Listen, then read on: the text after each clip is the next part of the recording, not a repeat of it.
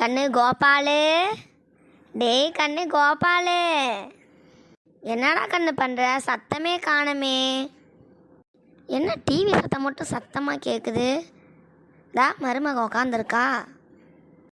அத்தை வாங்க வாங்க அத்தை. எப்போ வந்தீங்க அத்தை? 1 மணி நேரமாக கூப்பிட்டுட்டு தான் வரேன்.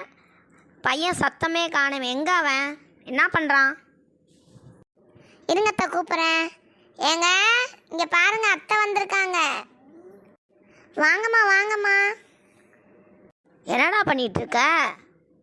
சும்மா 4 பாத்திரம் இருந்துச்சுமா, விளக்கிட்டு இருந்தேம்மா. என்னடா சொன்ன? பாத்திரத்தை விளக்கிட்டு இருந்தியா?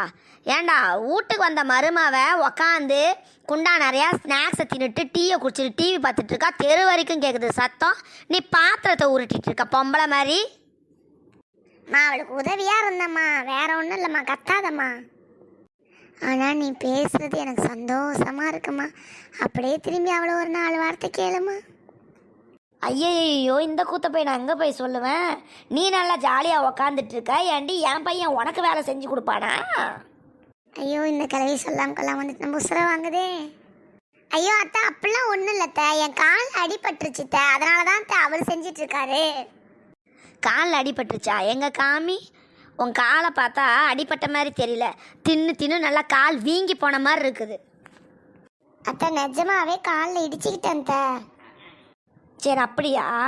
சரி, 1 மாதம் நான் இங்கேயே தங்கி உன்னையும் இந்த வீட்டையும் நான் பார்த்துக்கிறேன்.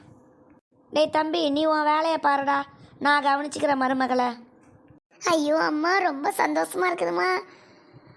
சரிம்மா, நீ கூட இருமா, நானும் கொஞ்சம் நிம்மதியாக இருப்பேன். இல்லை இல்லை அத்தை, கால் வலி சரியாக போயிடும், நானே பார்த்துக்குவேன், ஒன்றும் பிரச்சனை இல்லை. நீங்கள் ஊருக்கு கிளம்புற வேலையை பாருங்கள். இல்லடி மருமகளே, நான் முடிவு பண்ணிட்டேன். நான் 1 மாதம் இருந்து உன் கால் வலி சரியானதுக்கப்புறமே நான் போகிறேன்.